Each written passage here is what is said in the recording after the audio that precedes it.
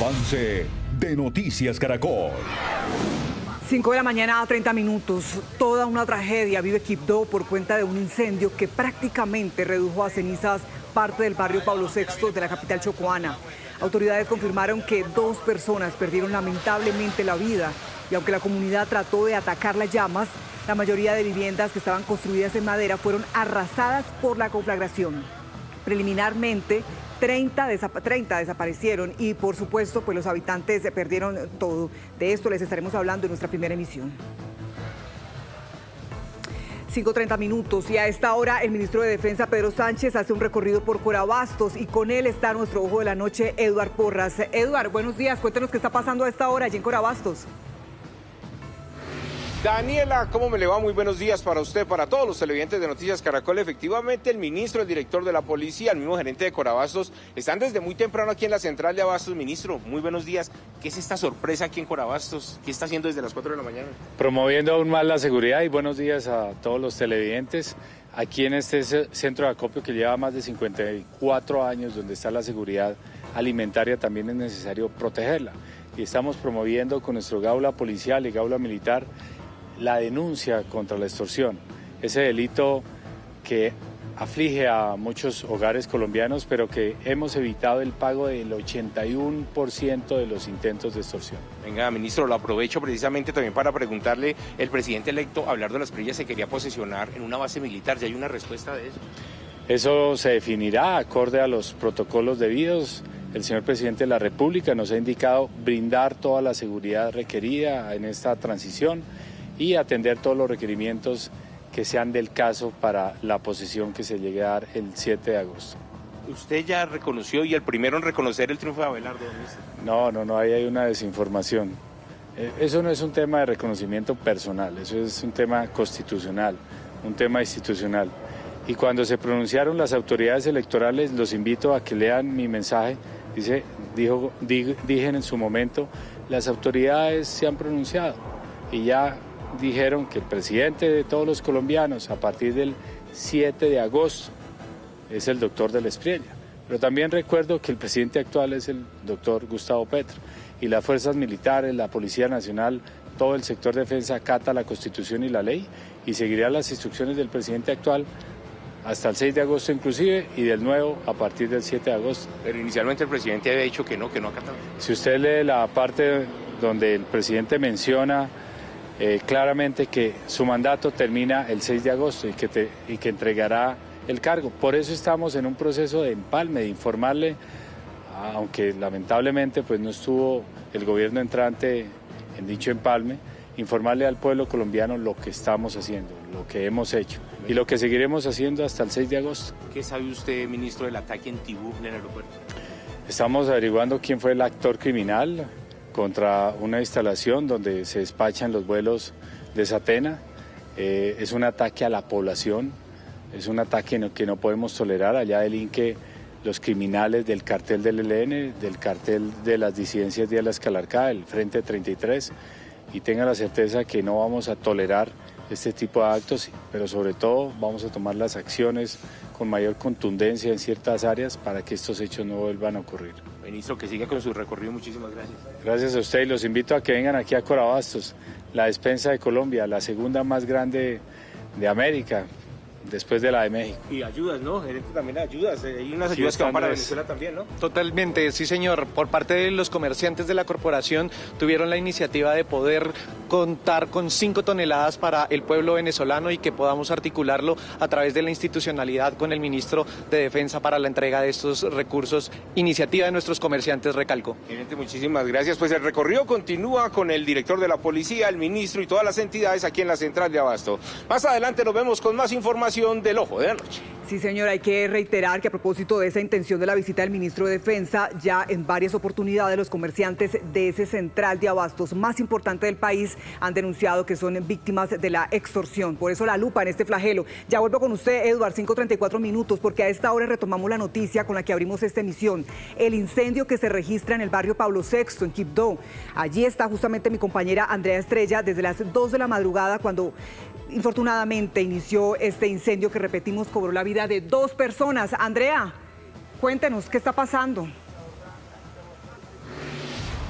Daniela, muy buenos días. Mire, ya son pasadas las 5:35 de la mañana y esta imagen con esta llama aún viva. Ya han pasado más de 3 horas donde desafortunadamente en el sector El Hueco, esto es el barrio Pablo VI, zona céntrica del municipio de Quibdó, unas familias vulnerables. Se habla inicialmente de alrededor de 30 viviendas que quedaron en cenizas, 2 personas que desafortunadamente perdieron la vida y hay una que en este momento está desaparecida, pero es precisamente esos afectados que nos va a hablar cómo ocurrió esta emergencia. Mi señor, muy buenos días. ¿Cuál es la situación hoy? ¿Cuál es su nombre? Mi nombre es Jason Córdoba Moreno, habitante acá del sector Pablo VI de Quibdó, sino que la emergencia inició como desde la 1:30 de la mañana. Intentamos apagar con manual, pero el incendio era enorme, entonces no pudimos apagar la llama con manual, entonces tratamos de mochar la tubería que pasaba por debajo de las casas, que llegaba el agua del acueducto, tampoco había agua, entonces ya eso se fue prepagando y entonces terminó incendiando las demás casas. El difícil acceso también hizo que desafortunadamente las llamas se propagaran más rápido. Sí, señora, porque el carro de los bomberos no tenía como la maquinaria suficiente, pero la manguera al llegar hasta allá a donde se inició el incendio, entonces por eso también tuvimos bastante percance en cuanto a lo que fue la apagada de las casas y así como tal. Bueno, podemos ver también que los bomberos todavía están con las mangueras tratando de sofocar, digamos, algunos puntos donde todavía existen llamas. Vamos a esperar que con que llegue la luz del día se pueda buscar a una persona que está desaparecida. Me dijeron que ustedes habían hecho como una especie de red comunitaria porque desafortunadamente este es un sector muy vulnerable. Sí, señora, tratamos de hacer una escala para socorrer y también tratar de apagar la llama, pero no se pudo, todo fue muy rápido, muy rápido. El último llamado que usted le hacen a las autoridades, ¿cuál es? El último llamado que le hacemos a las autoridades es que estén más pendientes y que sea algo más eficaz, porque si hubiera llegado el carro de los bomberos también de una forma más rápida, había propagado un poco más el incendio, porque la verdad que nos faltó más compromiso en cuanto a lo que fue los bomberos, porque sí lo esperábamos más temprano que llegara un socorro y una voz de auxilio. Bueno, muchas gracias. Como pueden ver, la emergencia todavía continúa aquí en el sector de Pablo VI, el sector El Hueco, en el barrio Pablo VI, y más adelante continuaremos con esta lamentable situación.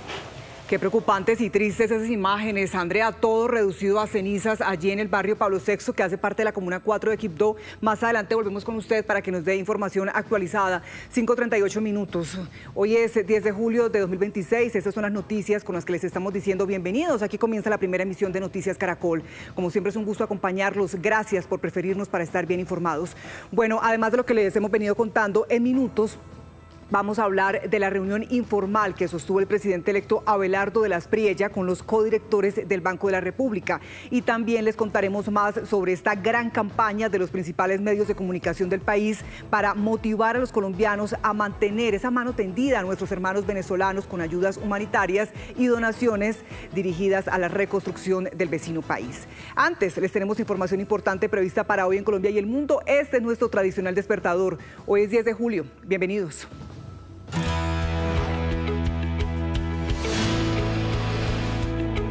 El presidente electo Abelardo de la Espriella encabezará hoy en Barranquilla su primer Consejo de Ministros designados.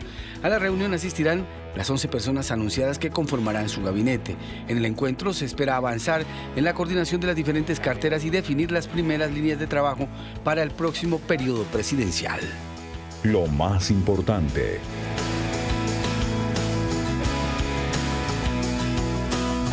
En Bogotá Bogotá, la Secretaría de Desarrollo Económico, a través de la Agencia Distrital de Empleo, ofrece 900 puestos de trabajo en varias áreas. Los interesados se pueden postular hoy desde las 8 de la mañana hasta las 2 de la tarde en el Centro Internacional, donde buscan a 100 trabajadores, y en el Centro de Desarrollo Comunitario de Servitá en Usaquén, donde buscan otros 800 trabajadores. El ministro de Defensa, general en retiro Pedro Sánchez, reconoció el triunfo de Abelardo de la Espriella en las urnas. El general es el primer ministro del gobierno Petro que reconoce la decisión de los colombianos en las elecciones. Sánchez agregó que las fuerzas militares son garantes de la democracia y aferradas a la Constitución y la ley. Garantizarán la transición del gobierno este 7 de agosto del 2026. Lo que usted necesita saber.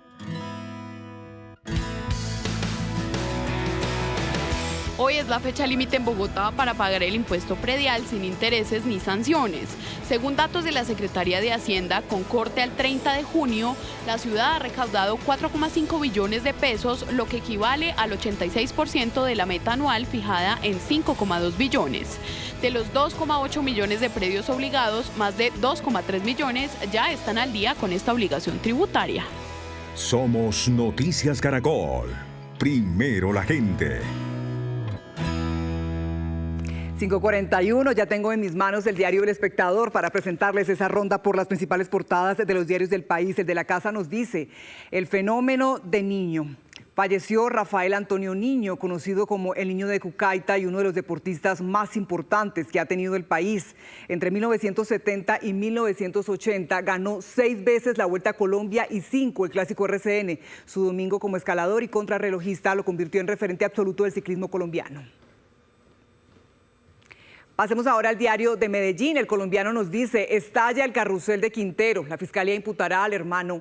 La fiscalía radicó solicitud de audiencia de imputación en contra de Miguel Quintero, hermano del exalcalde de Medellín y hoy Supersalud, 2 de sus exfuncionarios y un particular por presunto direccionamiento de procesos de contratación del área metropolitana con bomberos de Itagüí. Así es el caso.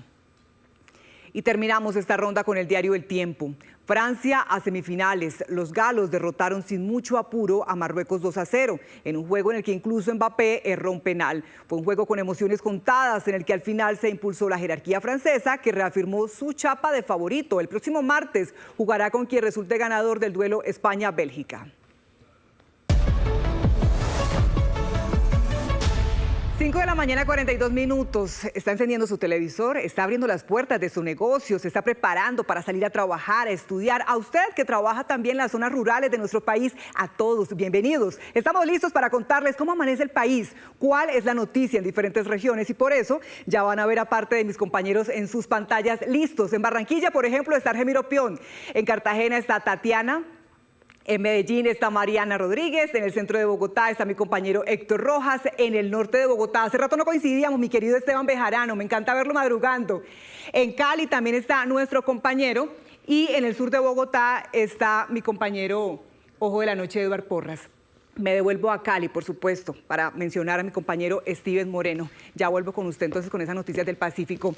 Bueno, mi querido Eduard, ya lo veo ahí en las afueras de Corabastos, quizás un poquito más relajado. Aprovecho para decirle que de Chiquinquirá, de Ráquida, de Villa de Leyva, me reclaman su presencia. Que muchos saludos y muchos abrazos. Tan bonita, mi Daniela. Un saludo de verdad para toda la gente de Cundinamarca, de Boyacá. Ustedes saben que los quiero mucho. Muy buenos días para todos los televidentes de Noticias Caracol. Gracias por trasnochar con nosotros y gracias por madrugar a esta su primera emisión. Definitivamente una noche mucha cargada de noticias, pero también con mucho frío en la ciudad. Y precisamente arrancamos con ese lamentable caso que ocurrió sobre la calle 13 con carrera 50, donde otro motociclista perdió la vida. Lamentablemente un joven que iba en su moto hacia el occidente de la ciudad, dicen que pierde el control en esa red semafórica, están en las obras del metro, lamentablemente cae en la mitad de la vía, pasa un camión, acaba con la vida de esta persona de 28 años y de allí el trabajo de las unidades de tránsito verificando para ver qué fue lo que ocurrió en el sector de Puente Aranda. Mientras tanto, en Usaquén, en el norte de la ciudad, 2 personas extraviadas en los cerros desde las horas de la tarde y por eso los bomberos oficiales llegaron casi a las 11 de la noche para atender este llamado porque uno de ellos alcanzó a hacer una llamada telefónica y definitivamente los bomberos llegaron, se metieron en medio de la vegetación y los encontraron a 2 horas de recorrido, lo pueden creer, de la calle 127 con Avenida de la Circunvalación. Lo cierto es que las personas están bien, fueron llevadas a un centro médico casi a las 2 de la mañana, pero por fortuna no hubo gravedad, pero sí mucho frío en la montaña. Y por último, el trabajo del ministro de Defensa que se encuentra aquí en Corabastos, del director de la Policía Nacional, como también del gerente de Corabastos, que madrugaron casi a las 3:30, 4 de la mañana, aquí a la central de alimentos para hablar con los comerciantes, con los compradores, decirles que por favor no caigan en mano de los extorsionistas, están repartiendo volantes, pero en unos minutos les tengo los detalles, las historias y todo lo que ocurrió en la capital del país mientras que ustedes dormían. Sí, señor, Eduardo, ya nos encontramos entonces más adelante con los detalles de esas historias en esa Bogotá nocturna. 5 de la mañana, 45 minutos. ¿Cómo amanece Cali? ¿Cómo amanece el Pacífico? Antes les cuento que a los caleños les espera un día soleado con temperatura máxima de 31 grados y el pico y placa es para esos vehículos que terminan en 7 y en 8. Ahora sí, de paso le doy la bienvenida a mi nuevo compañero a partir de hoy, Steven Moreno. Bueno, usted a partir de hoy no, usted trabajó desde muy tardecito de ayer para contarnos qué está pasando en esa Cali nocturna. Buenos días, Steven, bienvenido. Daniela, buenos días, compañeros televidentes. Mire, les cuento que cerca de 300.000 caleños están afiliados a la nueva EPS y las autoridades del Valle del Cauca hacen una alerta porque son 1.1 millones de vallecaucanos los que están afiliados a esta red de servicios. La agudización de la salud continúa y este es el mensaje de Dilian Francisca Toro. Aún no hay claridad sobre la deuda con nuestra red hospitalaria y las clínicas. Esto, por supuesto, pone en riesgo la atención de los pacientes, que es lo más grave, la entrega de medicamentos y la sostenibilidad de las instituciones de salud. Más adelante el Ojo de la Noche de Cali le contará 2 historias de pacientes de la nueva EPS que actualmente presentan complicaciones en su salud debido a las demoras en algunos servicios. Claro, Steven, y es que esta deuda afecta directamente en la entrega de medicamentos, en la continuidad de tratamientos, de procesos, por ejemplo, que necesitan muchos pacientes con urgencia. Gracias, ya usted nos va a contar entonces más detalles. 5 de la mañana, 47 minutos. Volvemos ahora a la capital del país, a Bogotá, esta vez con mi compañero Esteban Bejarano. Esteban, usted también tiene noticias relacionadas con salud. Cuéntenos qué es lo último. Buen día. Daniela, qué gusto saludarla a usted y a todos nuestros televidentes, encontrarnos en esta emisión de la mañana. Pues le cuento que en las últimas horas la Fiscalía General de la Nación y las autoridades de salud adelantaron un mega operativo aquí en la capital del país. El allanamiento a cerca de 10 inmuebles en donde presuntamente realizaban y practicaban cirugías estéticas sin el cumplimiento de la norma sanitaria, algo muy grave. Según el ente investigador, estos allanamientos se adelantaron en apartamentos y en clínicas ubicadas aquí en el norte de la ciudad. Entre los hallazgos, medicamentos vencidos, equipos sin el registro INVIMA y serias irregularidades de las que estaremos hablando mucho más adelante. También nos encontraremos en la Cruz Roja Colombiana para seguir impulsando nuestra campaña de medios de comunicación para apoyar a Venezuela. Una campaña de la que seguiremos hablando y contándoles en detalle, por supuesto, haciendo también seguimiento, recorrido de esas donaciones que entregan en las sedes de la Cruz Roja o en el Banco de Alimentos. Gracias, Esteban. 5 de la mañana, 48 minutos. A propósito de noticias en Bogotá, no les contaba que hoy nos espera un día soleado, según lo dice canalclima.com, con temperatura máxima de 13 grados. Y ojo, si usted está pensando en sacar su vehículo, tenga en cuenta que hoy el pico y placa le corresponde a esas placas que terminan en 1, 2, 3, 4 y 5. Héctor Rojas, buenos días. Hablemos de movilidad de Transmicable, ese sistema que va integrado al sistema de transporte masivo Transmilenio, pero que está diseñado para esas personas que viven en zonas altas. Cuéntenos qué está pasando, por ejemplo, en San Cristóbal. ¿Tendrán Transmicable pronto? Daniela, pues mire, es una muy buena noticia porque este proyecto, que será el segundo cable aéreo en Bogotá, Ya las obras avanzan en un 90%. Está todo listo para que terminen justamente estas obras el próximo mes de agosto. Pero ¿cuándo será entregado este proyecto? ¿Cómo le cambiará, le transformará la vida, especialmente a los habitantes, a los ciudadanos de la localidad cuarta de San Cristóbal? Todos estos detalles y más en minutos. Sí, señor, usted decía, es el segundo, porque hay que recordar que el primero lo tiene la localidad de Ciudad Bolívar, que es una de las más grandes de Bogotá y que justamente dan testimonio del beneficio que representa tener este servicio de transporte. Gracias, Héctor. 5 de la mañana, 49 minutos. Nos vamos para Antioquia. ¿Cómo amanecen los paisas? Mariana Rodríguez nos cuenta a esta hora. Mariana, un día nublado. Termina la semana con temperatura máxima 27 grados y el pico y placa le corresponde a esos vehículos que terminan en 2 y 8. ¿Cómo amanecen los paisas allí en Medellín? Cuéntenos la noticia del momento.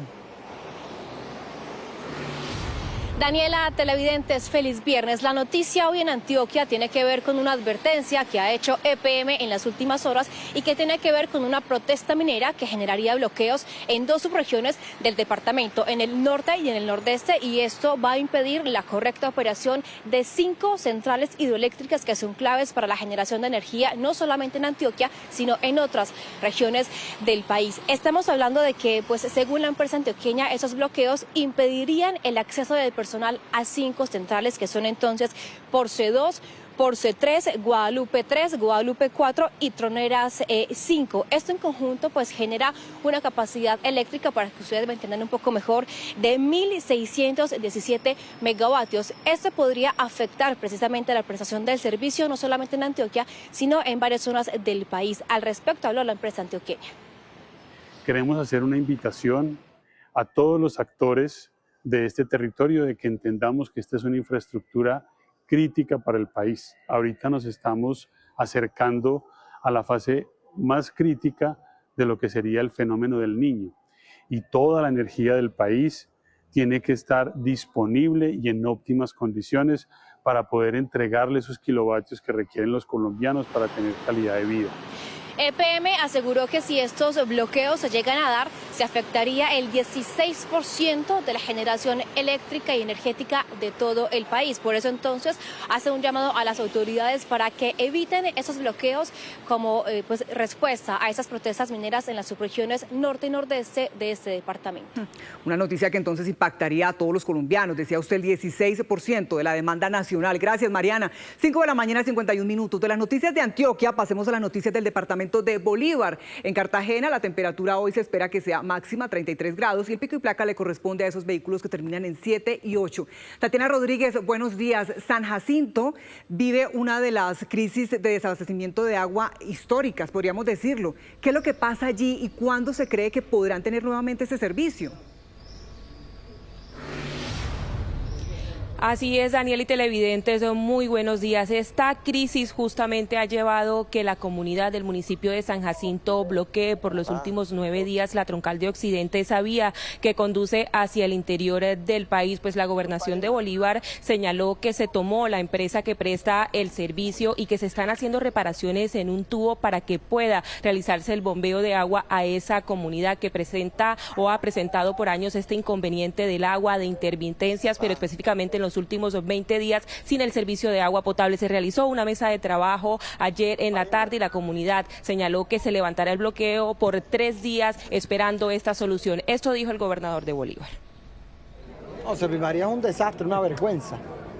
Servimaría me tocó meterme allá, estoy esperando que instauren unas denuncias penales en contra mía porque nosotros nos tomamos Servimaría a la brava. Porque era eso o dejar a nuestra gente sola, y nuestra gente nunca estará sola si algo de mi parte corresponde hacer. ¿Y qué se pudo conseguir? Estamos allá, ya prendimos 2 motores, ya estamos bombeando agua a San Juan. A San Jacinto habíamos bombeado, pero se rompió una tubería. Muchos finqueros también nos están haciendo daño pegándose de la tubería, que no pueden pegarse, y estamos en investigación sobre eso. Pues la comunidad señaló que si el servicio no se restablece en los próximos 3 días, el lunes estarían nuevamente bloqueando la troncal de Occidente, exigiendo esta solución por parte de la comunidad. Esperamos contar entonces pronto esa solución para esos dos municipios. Hablamos de San Jacinto y de San Juan. San Jacinto es, entre otras cosas, conocida por ser una tierra de artesanías. Tengo entendido que también la llaman como la tierra de la maca grande. Gracias, Tatiana. 5 de la mañana, 53 minutos. Pasemos ahora a las noticias de Barranquilla. Argemiro Pion, buenos días. Temperatura máxima para hoy 32 grados y seguramente va a seguir subiendo la temperatura porque estamos hablando de fiestas que se anuncian en los próximos días. Cuéntenos, ¿en dónde serán estas fiestas, Argemiro? Así es, mire, están de celebración en la zona turística de Santa Verónica, eso pertenece al municipio de Juan de Acosta, en el norte del departamento, aquí en el Atlántico, porque recuperaron sus playas que habían desaparecido hace unos 20 años por problemas de erosión. Recordemos que allí se ejecutaron unos trabajos de construcción de espolones que permitieron la recuperación de las playas y eso coincide con las fiestas patronales de allí de la zona turística de Santa Verónica, que comienzan desde hoy viernes con competencias deportivas, precisamente allí en la playa, espectáculos de caraudio, mañana sábado con eucaristías, alboradas, durante la noche conciertos musicales y el domingo también, pero nos dicen los comerciantes que va a haber actividades para todas las familias, festival gastronómico y esperan con esto comenzar a recuperar la economía local que, recordemos, sufrieron por muchos años ellos, por lo que están haciendo una invitación a los atlanticenses, a los colombianos, para que asistan a sus fiestas durante este fin de semana y para que disfruten de las nuevas playas y la comida de mar allí en la zona turística de Santa Verónica en Juan de Acosta.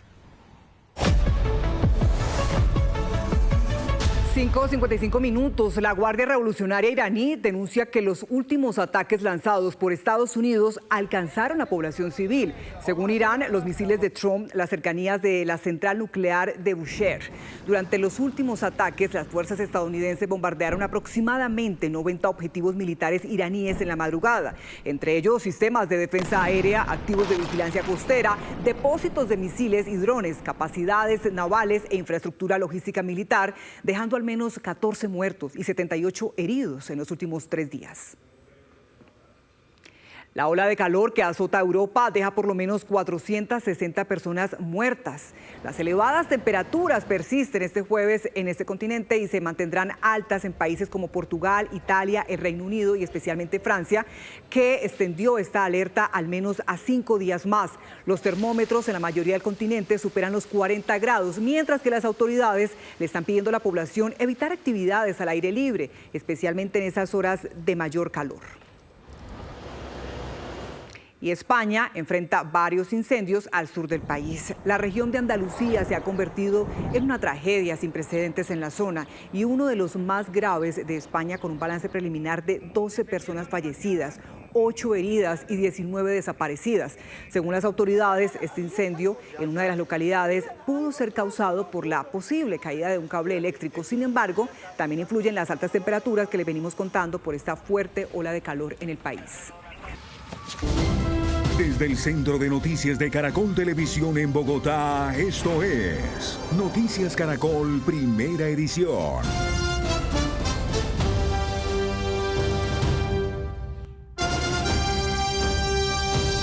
Ya son las 6 de la mañana, bienvenidos. Buenos días a quienes se suman a la primera emisión de Noticias Caracol, Primero la Gente. Hoy es viernes 10 de julio de 2026. En minutos hablaremos sobre la ola de calor que azota a Europa y que ya deja por lo menos 460 personas en Portugal, España, Italia y Francia, personas sin vida. Mientras tanto, en Colombia, 8 departamentos del norte del país han presentado sensaciones térmicas de entre 38 y 40 grados centígrados. Con parte de este equipo de periodistas que ustedes ven en pantalla, vamos a desarrollar las principales noticias de Colombia y el mundo, aquí en su primera emisión. Y arrancamos con la noticia con la que abrimos esta emisión, el grave incendio que se registró en Quibdó en las últimas horas. Andrea Estrella, cuéntenos qué es lo último y cuál es el balance que se conoce. Noticias Caracol del lado de la gente en el departamento del Chocó y hoy especialmente con esas familias afectadas en el barrio Pablo VI, esto en el centro de Quibdó. Lo último es de que buscan a una persona, al parecer una mujer, que en este momento sus familiares no han podido dar con el paradero. Se habla inicialmente que una niña, un menor de 5 años y otra mujer habrían perdido la vida en medio de esta grave emergencia. También que hasta el momento se calculan de más de 30 casas que quedaron totalmente reducidas a cenizas y pues como podrán ver, la situación es muy compleja. Los vecinos del sector han sido clave para atender a estas decenas de familias que hoy prácticamente lo perdieron todo. Amanecieron prácticamente con lo que tenían puesto porque lamentablemente este incendio los cogió por sorpresa. Pero miremos un poco de esas voces de quienes nos relatan cómo fue la situación. Muy fuerte el incendio, no nos permitía entrar porque entramos y evacuamos muchas cosas de aquí, sacamos neveras, televisores, sacamos muchas cosas, pero lamentablemente hasta el momento, según hay 2 pérdidas humanas, que es una señora de al fondo que no alcanza a salir con el nieto. Esas son las pérdidas que tenemos hasta el momento, pero muy triste la verdad, todo esto nos tiene demasiado consternados. Nada, porque estábamos durmiendo, entonces por salvaguardar nuestras vidas, nosotros dejamos todo en la casa y salimos corriendo. Entonces muchos lo perdieron todo, no lograron sacar ni al menos una muda de ropa, entonces sí necesitamos que por favor nos ayuden con donaciones de ropa en buen estado, víveres, porque en verdad lo necesitamos. La verdad es que sí se necesitan todas esas ayudas que una de las habitantes expresa, pero precisamente hablemos con la líder, la presidenta de este barrio, señora Eulalia. Decirle buenos días es muy complejo, pero usted le ha tocado desde las 2 de la mañana estar ayudando a sus vecinos, a sus amigos del sector. ¿Qué fue lo que pasó aquí? El incendio aproximadamente inició tipo 1 de la mañana, donde ya toda la población estaba dormida. No sabemos hasta el momento cómo inició el incendio. Se habla de 2 personas desaparecidas, de una señora y un niño de aproximadamente 5 años de edad. La gente quedó prácticamente sin nada, hubieron muchos afectados. Este barrio está dividido en 2 secciones, la parte alta y la parte baja. Se quemaron todas las casas de la parte baja y algunas casas de la parte alta. Del barrio Pablo VI acá no tenemos absolutamente, la gente que se le quemaron las casas quedaron sin nada, con lo que tenían en el puesto, en pijama. ¿Es un llamado que ustedes hacen hoy a las autoridades y a la gente para que se solidarice con esta tragedia de ustedes? Bueno, hacemos un llamado a todas las entidades que tengan que ver con este evento, porque por favor nos colaboren. Damos gracias a los bomberos, a la alcaldía de Quibdó, a la policía, de que no ser por ello la catástrofe hubiera sido peor. Hasta el momento están acá haciendo presencia, pero necesitamos de la solidaridad de todos los chocuanos. Gracias, presidenta. Pues la situación es lamentable, es grave, pues ya están llegando poco a poco gestión de riesgo, la alcaldía municipal, para empezar a hacer ya el levantamiento de ese censo de las personas y las familias afectadas, que en las próximas horas ya nos darán cuál es el balance oficial de esta situación. Noticia en desarrollo en Noticias Caracol. Las autoridades indígenas del Cauca denunciaron que una mujer de la comunidad Yanacona fue torturada y secuestrada por un grupo armado ilegal. Según el Consejo Regional Indígena, 75 mujeres nativas han sido víctimas de violencia o secuestro durante este año. Mirji Marcela Chilito Salamanca fue vista por última vez el pasado 3 de julio en la Fonda Patía Sur del Cauca. Según un comunicado de la comunidad, ese día la mujer, que pertenece al pueblo Yanacona, al parecer fue herida y torturada y posteriormente llevada con rumbo desconocido. Pese a las labores de búsqueda humanitaria que se establecen en la región, estas han sido infructuosas hasta ahora. Se mantiene la exigencia al actor armado que la tiene en su poder, que respete su vida y su integridad física y que se permitan las labores humanitarias para dar con el paradero de esta comunera indígena. Es una situación de preocupación alrededor de la última información que rodea su desaparición. La denuncia del coordinador de derechos humanos del CRIC va más allá, ya que según sus palabras, de 193 víctimas indígenas de la violencia en el Cauca, 75 corresponden a mujeres de pueblos ancestrales que serían víctimas de diferentes violencias. También hay que decir que en el departamento del Cauca, según nuestro Observatorio de Derechos Humanos, la situación que afecta a mujeres indígenas en contexto de las violencias suman alrededor del 70% del universo de víctimas que hay en el departamento en contexto de comunidades indígenas. Las autoridades indígenas continúan en la búsqueda, mientras que Gobernación y otros entes esperan información consolidada sobre el hecho. 6 de la mañana, 6 minutos. Retomamos las historias de nuestro ojo de la noche, Eduard Porras, quien estuvo acompañando un recorrido del ministro de Defensa, Pedro Sánchez. Eduard, vuelvo con usted para que nos cuente la razón de esta visita y qué dijo el ministro. Daniela, pues efectivamente llegó casi a las 4 de la mañana a hacer un recorrido el ministro de Defensa, el director de la policía y el mismo gerente de Corabastos por cada una de las bodegas inicialmente para decirle a los comerciantes del no pago a los extorsionistas, pero también tocó otros temas y reconoció efectivamente al presidente electo y dijo que sí, definitivamente ha hablado con el presidente Petro y que los dos coordinaron para decir que sí acataban al presidente como el nuevo presidente de la República de Colombia. Precisamente vean lo mismo lo que nos dijo esta madrugada aquí desde la central de Abastos. Eso no es un tema de reconocimiento personal, eso es un tema constitucional, un tema institucional. Y cuando se pronunciaron las autoridades electorales, los invito a que lean mi mensaje. Dije en su momento, las autoridades se han pronunciado y ya dijeron que el presidente de todos los colombianos a partir del 7 de agosto es el doctor de la Espriella.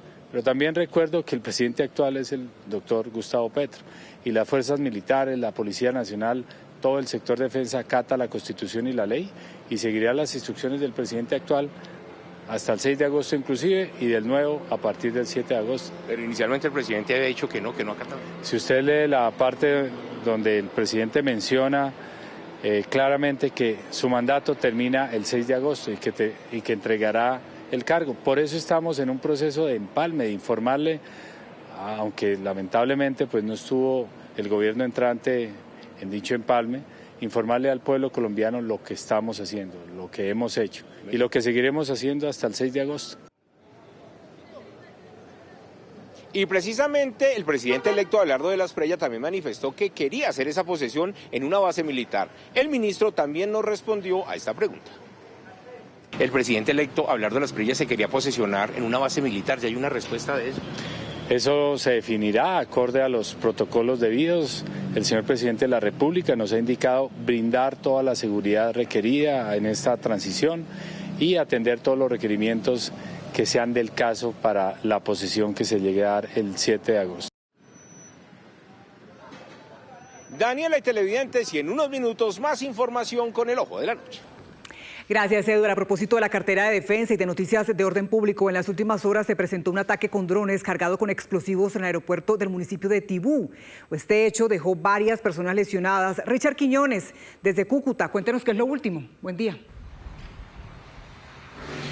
Hola Daniela, muy buen día para usted y para las personas que están conectadas con nosotros. Lo último es que el ELN sería el responsable de este hecho violento, según han responsabilizado algunas autoridades. Hay que señalar que pues este aeródromo funciona como un aeropuerto allí en el municipio de Tibú y este mismo punto donde algunas personas esperan para abordar las aeronaves fue el blanco de estos actores armados. Sucede 24 horas después de la visita del presidente electo Abelardo de la Espriella, después de haberle declarado la guerra al ELN, y sucede un día antes del reinicio de las operaciones aéreas de Satena, que recordemos ya lleva varios meses detenida debido pues al secuestro del administrador de Satena allí en el municipio de Tibú, Edinson Balaguer Gamboa, que sigue en manos de grupos guerrilleros. Nos acompaña a esta hora George Quintero, secretario de Seguridad de Norte de Santander. Bienvenido a Noticias Caracol y secretario, cuéntenos, ¿qué se sabe sobre este caso? ¿Cuál es la información que tienen ustedes? Bienvenido. Pero un hecho lamentable que se presenta en Tibú.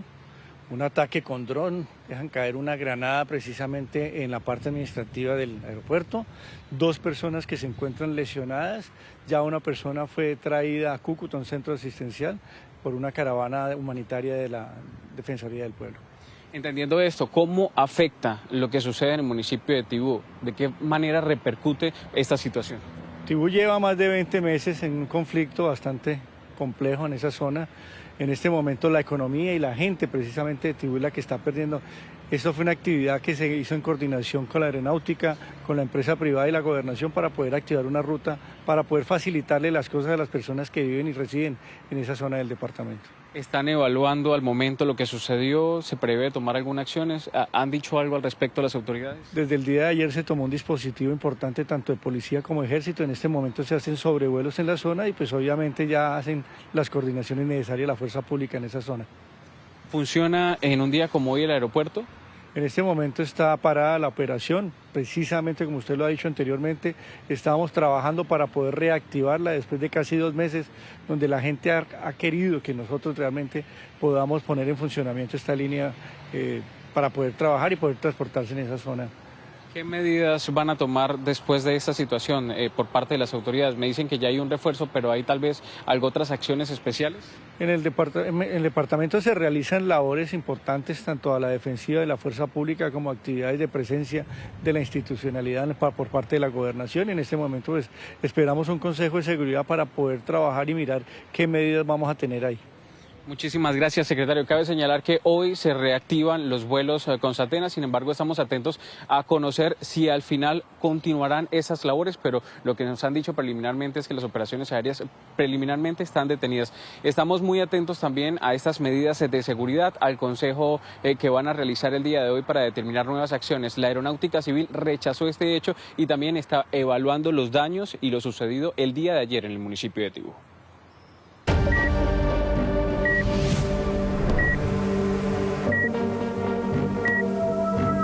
Pacientes de la nueva EPS en Cali denuncian demoras en la entrega de medicamentos y en las autorizaciones, un problema que estaría agravando su estado de salud. Steven Moreno, cuéntenos de este panorama y qué dicen los pacientes, qué le exigen a las autoridades. Así es, Daniela, televidentes, muy buenos días de nuevo. Mire, recorrimos las calles de Cali con el ojo de la noche porque hablamos exactamente con un paciente y un familiar de una persona afiliada a la nueva EPS. Ellos aseguran que viven una constante carrera contra el tiempo, viven una angustia porque su familiar y este paciente padecen cáncer y actualmente no pueden ser remitidos a un hospital de 4º nivel y otro paciente no recibe medicamentos. Veamos el siguiente informe. José Lizardo Vivas es uno de los más de 300.000 afiliados de la nueva EPS en Cali. Padece cáncer y su salud se ha deteriorado debido a que el medicamento que necesita no llega en las fechas establecidas. Las demoras, asegura, han provocado pérdida de peso, falta de apetito y sangrados constantes. Me mandaron una quimio oral para contrarrestar el cáncer, pero no la entregan. Y yo me estoy deteriorando, yo tenía 78 kilos, bajé a 43. Primero se muere uno y luego llega el medicamento, ¿para qué? Este paciente oncológico debe tomar una pastilla diaria como parte de su tratamiento. Sin embargo, ante las demoras en la entrega del medicamento, ha tenido que racionarlo y tomar una tableta día de por medio.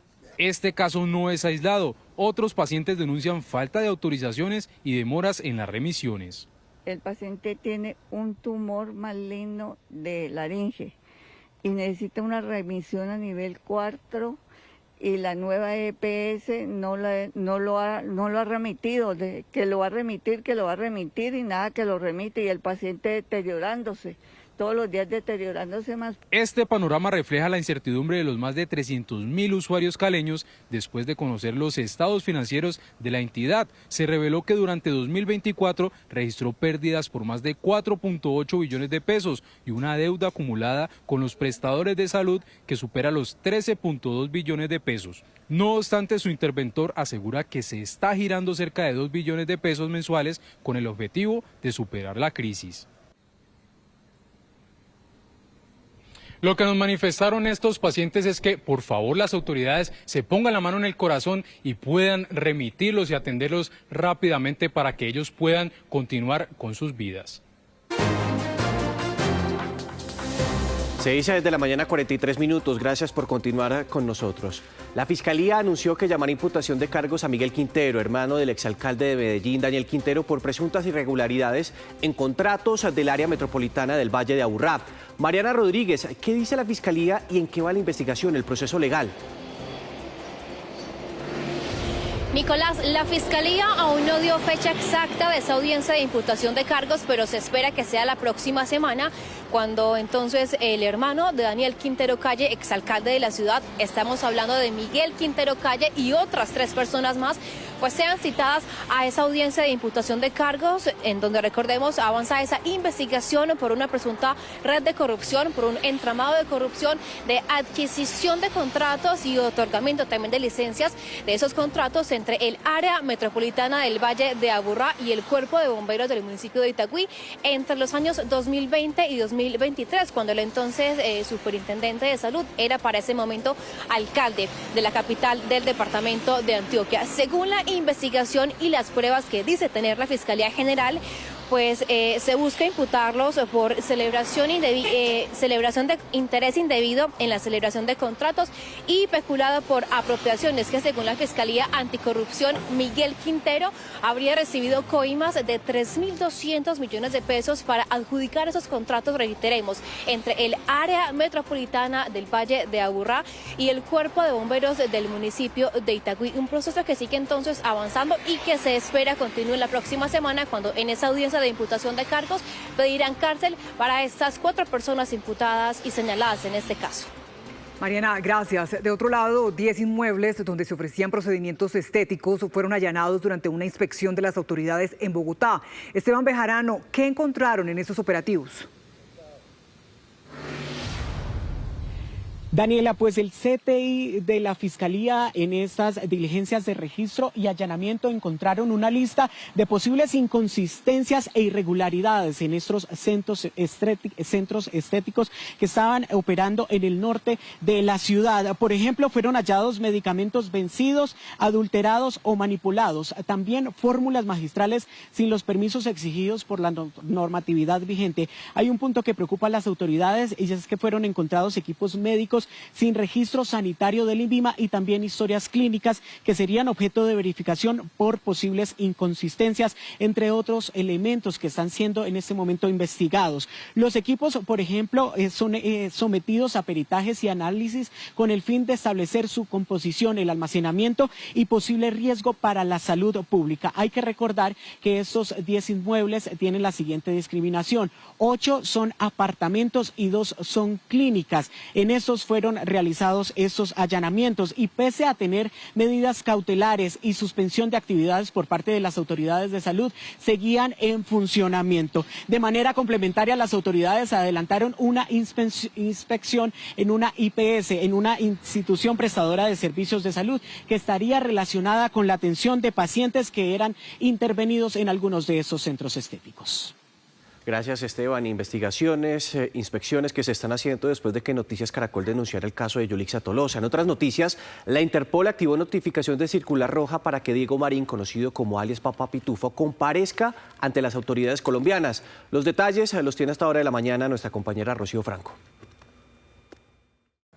En 196 países del mundo será buscado Diego Marín, alias Papá Pitufo, conocido como el zar del contrabando. Y es que en las últimas horas, Interpol, ubicada en Lyon, Francia, dio el aval para que se hiciera la persecución mundial a través de una circular roja, ya que Colombia lo requiere por varios hechos en los que se investiga, porque al parecer tendría cooptado miembros de la Policía Fiscal y Aduanera y que también tendría vínculos con varios políticos. Y es que la Fiscalía asegura que inició un trámite desde el 21 de febrero del 2025, cuando emprendió una serie de pruebas y documentaciones que hoy la Interpol señala que cumplieron todos los requisitos y por tanto será buscado y capturado para hacer que comparezca ante las autoridades colombianas.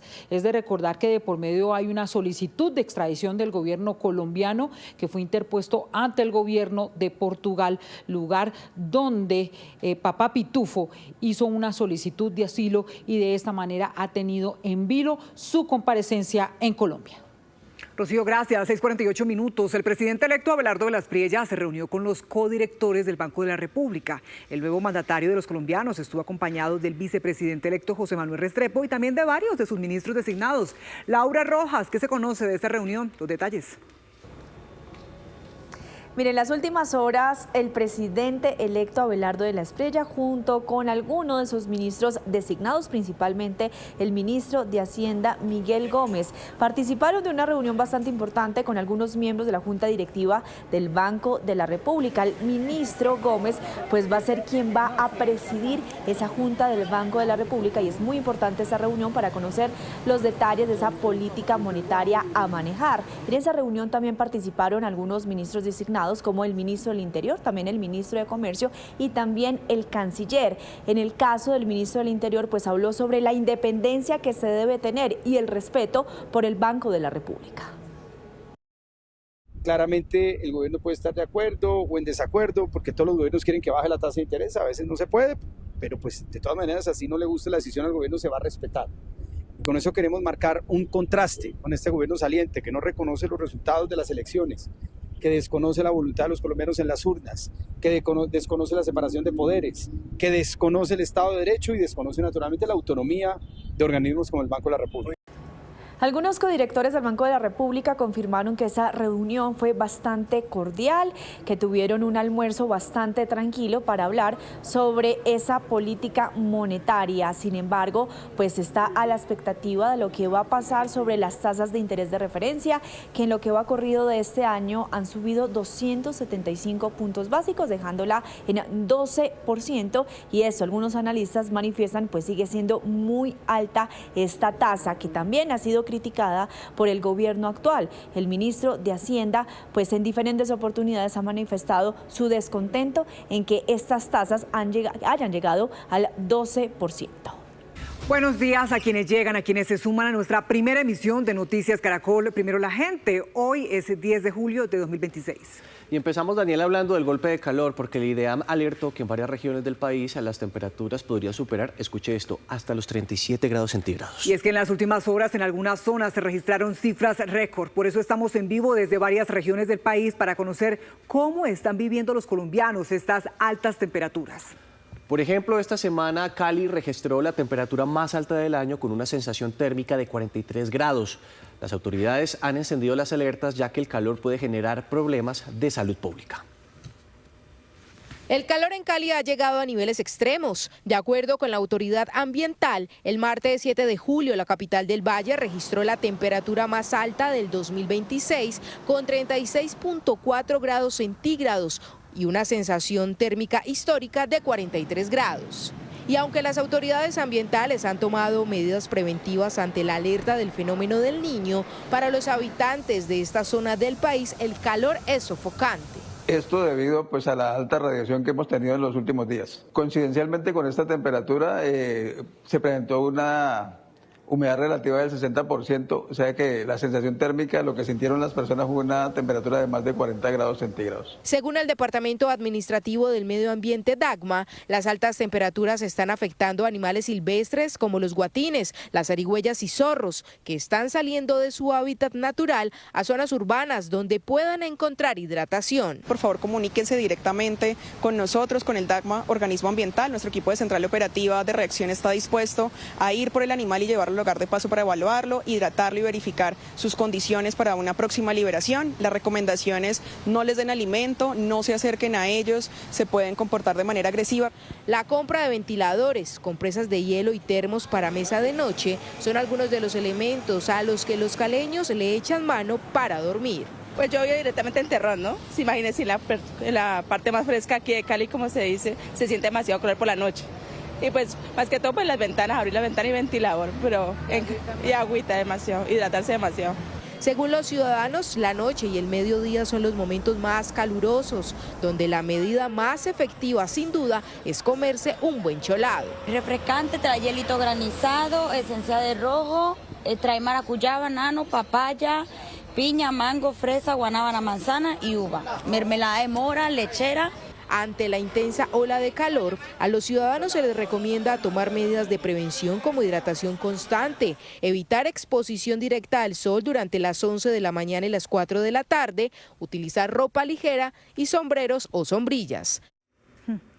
Revisemos el mapa del IDEAM y conozcamos las recomendaciones de los expertos por estas altas temperaturas. Carlos Barragán, usted tiene los detalles. ¿Qué tal, Daniela? Muy buenos días. Pues según el reciente informe técnico del IDEAM a través de su boletín número 190, 8 departamentos del norte de Colombia presentan temperaturas extremas que van entre los 35 y los 40 grados de temperatura con unas sensaciones térmicas muy altas. Estamos hablando de los departamentos de Córdoba, de Sucre, de Bolívar, de Magdalena, el norte del departamento del Cesar, lo mismo que La Guajira y prácticamente toda lo que tiene que ver con la península.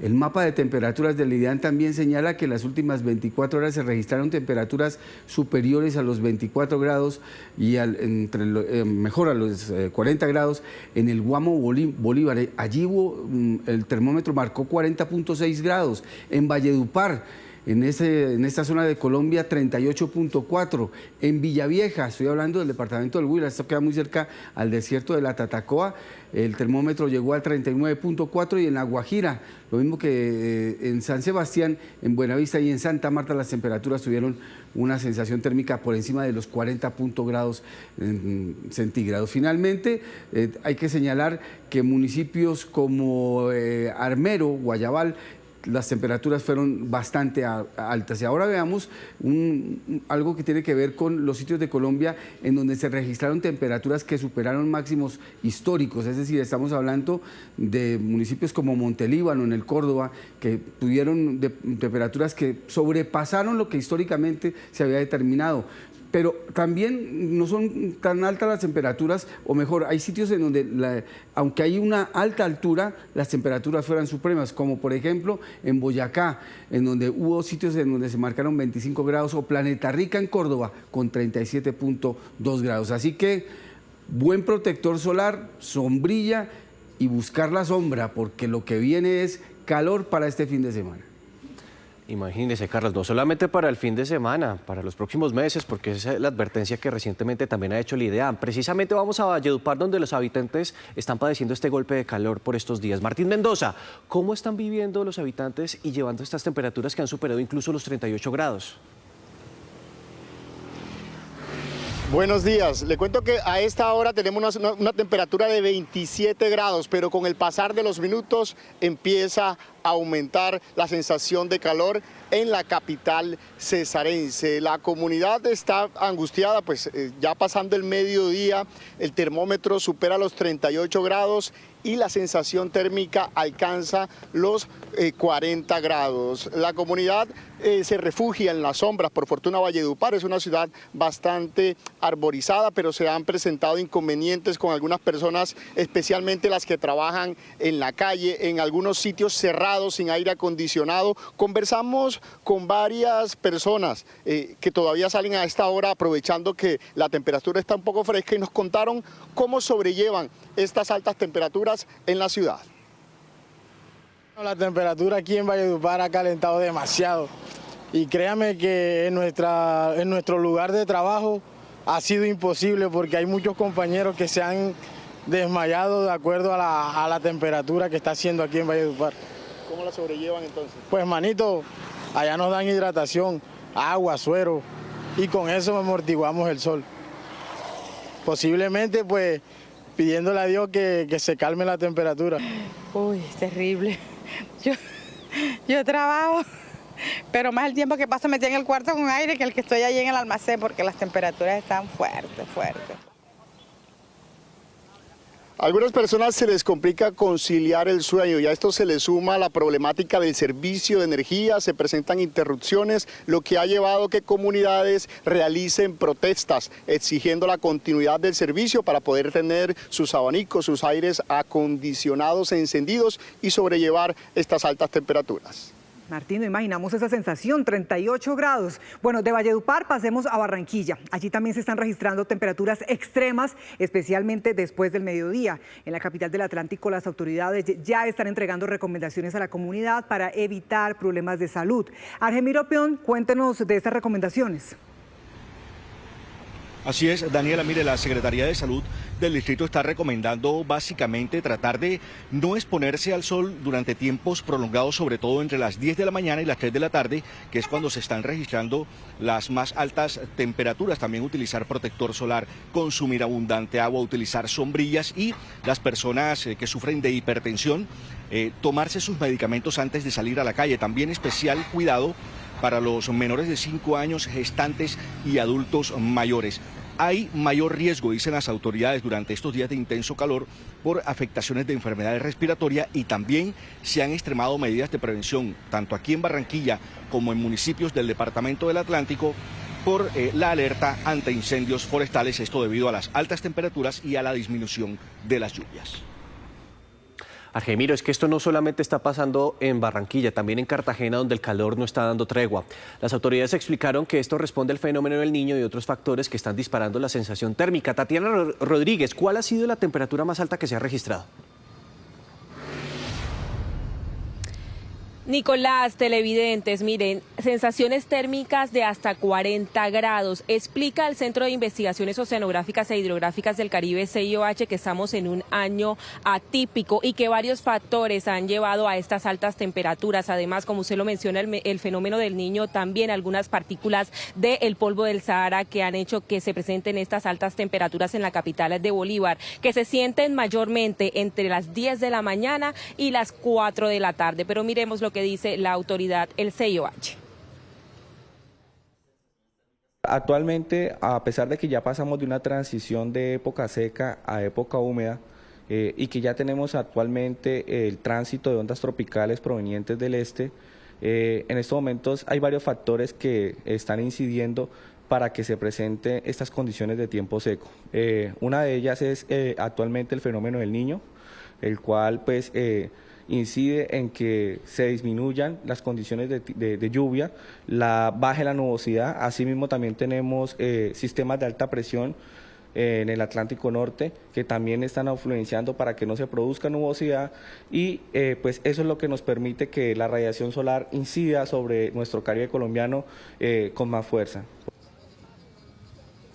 Explica el CIOH que no se sabe hasta cuándo se estarán registrando estas altas temperaturas, pero recordemos también que las autoridades de salud han dado recomendaciones a la ciudadanía que está sufriendo este intenso calor, y es evitar exponerse en el mediodía, usar ropa cómoda, hidratarse. Y recordemos también que en los colegios de la ciudad hay algunas medidas que se han dictado por parte de la autoridad de salud, y es que los estudiantes tomen tiempos más cortos de clase y también esas pausas de hidratación para proteger, por supuesto, a los menores de edad y también pues a los adultos mayores en la capital de Bolívar, que tomen todas estas recomendaciones. Necesarias, sí señora. Tatiana, hablamos ahora de otro impacto que también están generando estas altas temperaturas.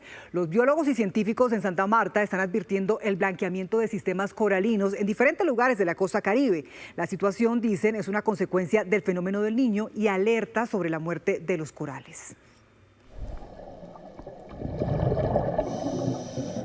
Este es el estado actual de varias zonas cercanas al Parque Tayrona en Santa Marta. La zona arrecifal, compuesta por un amplio cordón de corales, se encuentra blanqueada en su estructura principal, lo que representa la muerte de la vida en la flora y la fauna del lecho submarino.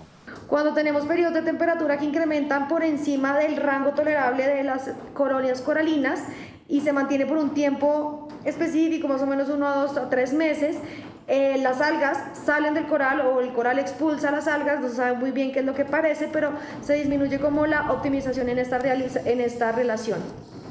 ¿Qué sucede? Que cuando las algas salen, el coral queda blanco y resulta que las necesitan para que sus procesos metabólicos continúen. Los expertos de la Fundación Fiatmar, así como algunos buzos, han demostrado con estudios que los corales sufren de estrés, producto de la falta de corrientes submarinas frías y el calentamiento del agua. El blanqueamiento obviamente viene por el incremento de la temperatura global, y entre más tiempo permanezca la temperatura en temperaturas altas, o entre más tiempo permanezca la atmósfera en temperaturas altas debido al calentamiento global, pues obviamente va a haber una afectación prolongada sobre las colonias coralinas y mortalidades masivas alrededor del mundo. La muerte progresiva de los corales no permite la vida de peces y moluscos, de allí a la importancia de cuidarlos. La importancia de los corales está en la protección del continente, como primera medida, pero también está en que es la infraestructura donde viven muchas especies de animales, miles de ellas. Y si se acaban los corales, si se acaban los manglares y los pastos marinos, se acaba la vida en el mar. Las áreas del Parque Tayrona tienen las mayores reservas de corales de la costa caribe. Se estima que por lo menos un 14% de estas estructuras hoy están blanqueadas.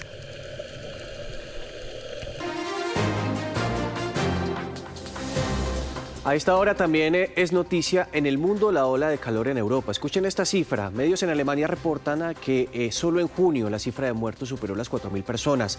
El termómetro rompe récords mientras los incendios forestales devoran miles de hectáreas a contrarreloj. Europa vuelve a registrar temperaturas extremas. El termómetro desafía la resistencia humana en lo que ya se califica como una de las olas de calor más intensas y prolongadas de los últimos años. Países como España, Francia y Alemania registran máximas históricas que superan los 42 grados Celsius. Estas olas de calor ya no son solo una cuestión de diversión, resultan bastante alarmantes. Es fácil calcular los daños y el exceso de mortalidad. En Europa ya se está haciendo. Por ejemplo, en el 2023 se registraron unas 3.000 muertes en exceso durante la ola de calor. El calor, registrado a finales de junio en Alemania, alcanzó temperatura récord de 41,7 grados centígrados, causando la muerte de más de 4.300 personas, según los cálculos publicados este jueves por el Instituto Robert Koch de Virología. La combinación letal de sequía prolongada, humedad mínima y calor sofocante ha encendido las alarmas en España. Los incendios forestales en el sur del país avanzan sin tregua. Comunidades enteras se han visto obligadas a evacuar a contrarreloj, dejando atrás sus hogares ante el avance de las llamas que dejan por lo menos 12 muertos en Almería.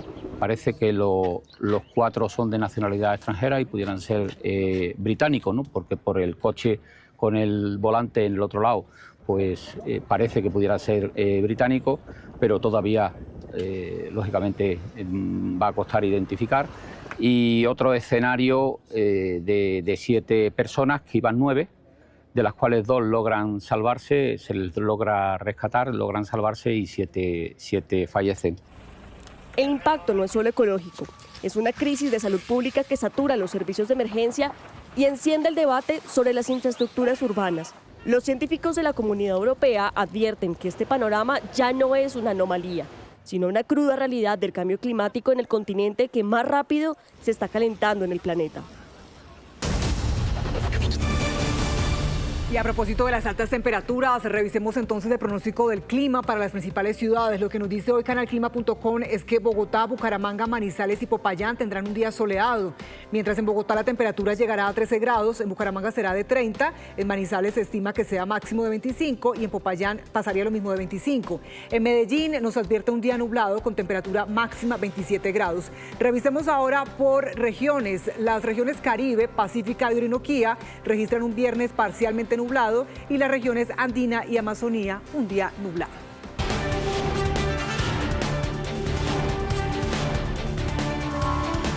Siete de la mañana, 23 minutos, momento de contarles 5 temas claves que hacen parte de la agenda informativa del día y comenzamos con el número 5.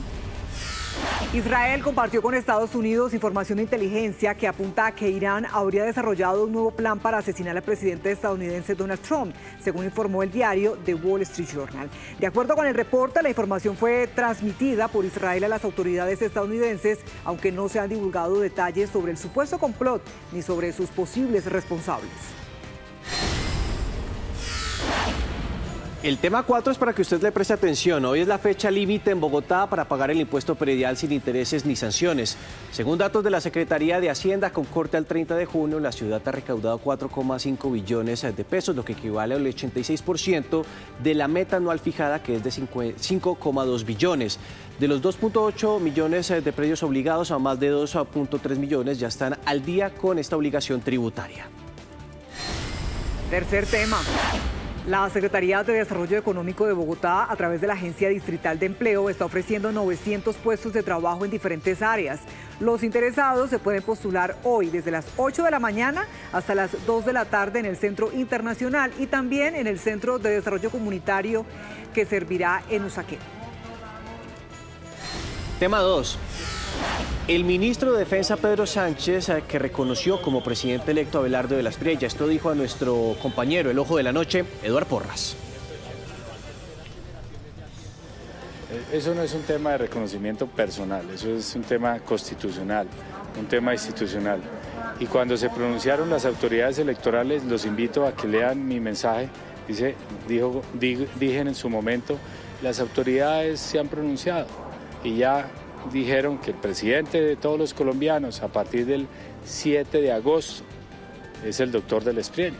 Pero también recuerdo que el presidente actual es el doctor Gustavo Petro y las fuerzas militares, la Policía Nacional, todo el sector de defensa acata la Constitución y la ley y seguirá las instrucciones del presidente actual hasta el 6 de agosto inclusive y del nuevo a partir del 7 de agosto. Pero inicialmente el presidente había dicho que no acataba. Si usted lee la parte donde el presidente menciona claramente que su mandato termina el 6 de agosto y que entregará el cargo. Por eso estamos en un proceso de empalme, de informarle, aunque lamentablemente pues no estuvo el gobierno entrante en dicho empalme, informarle al pueblo colombiano lo que estamos haciendo, lo que hemos hecho y lo que seguiremos haciendo hasta el 6 de agosto. Y primer tema, el presidente electo Abelardo de la Espriella encabezará hoy en Barranquilla su primer Consejo de Ministros designados. A esta reunión asistirán las 11 personas anunciadas que conformarán su gabinete. En el encuentro esperan avanzar en la coordinación de las diferentes carteras y definir las primeras líneas de trabajo para el próximo periodo presidencial.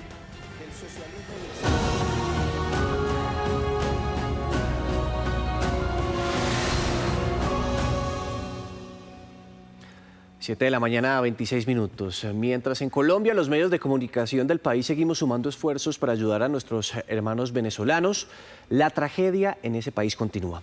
Muchas familias lloran a sus seres queridos y cientos de personas sobreviven en refugios improvisados. Beatriz Adrián, ¿cómo avanza la atención de los damnificados? Buenos días. Hola, muy buenos días, Nicolás. Nos encontramos en el Hospital Barco San Rafael. Es un hospital que vino desde Colombia con muchísimos equipos para brindar atención de todo tipo. Muy agradecidos están las personas venezolanas que han llegado hasta acá a atenderse. Apenas ayer más de 90 personas pudieron tener ese triaje, esa atención de primera mano para poder saber si se encuentran con alguna patología y luego recetarles los medicamentos que también en este lugar se les proporcionan luego de la evaluación de los médicos. Vamos a conversar, de hecho, con el director del Hospital Barco. Él se llama Diego Pozo, Hospital Barco San Rafael. ¿Desde cuándo se instalaron? ¿Cuándo comenzó esta atención? Vemos que ya hay bastantes personas esperando para atenderse en el día de hoy. Muy buenos días, sí, claro, ya ayer iniciamos nuestra actividad médica.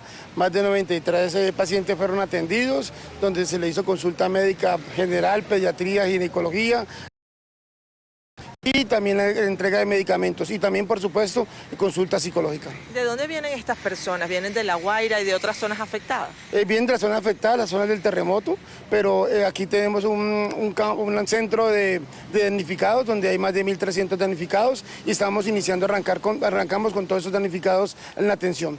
Es importante aclarar eso. Nosotros estamos en la Unidad Educativa Gran Colombia, que es una unidad educativa muy grande que tiene por zonas Ecuador y varios estados que forman parte de la llamada Gran Colombia históricamente hablando, y justamente el Hospital Barco San Rafael se encuentra en este lugar para brindar a personas que vienen desde aquí, pero también... Así es, inicialmente con el Ministerio de Salud y el SICON, que es el que lo reglamenta a nosotros, los equipos médicos de emergencia, se acordó para atender primero la población que está aquí en la Gran Colombia y después comenzamos a traer de otros albergues o también la gente alrededor del sitio. Aquí es área de triaje. Aquí hay una niña, dos niños que están recibiendo justamente atención médica y es que no hay edad para poderlos atender, ¿cierto, doctor? No, aquí atendemos a todo el mundo sin discriminación de edad o sexo y están haciendo una valoración inicial para después direccionarlo o al pediatra o al médico general o al médico que corresponda. ¿Qué es la colectividad afectada por los terremotos? Ellos tienen mucho lo que son curaciones de la parte de medicina interna porque perdieron todos los medicamentos.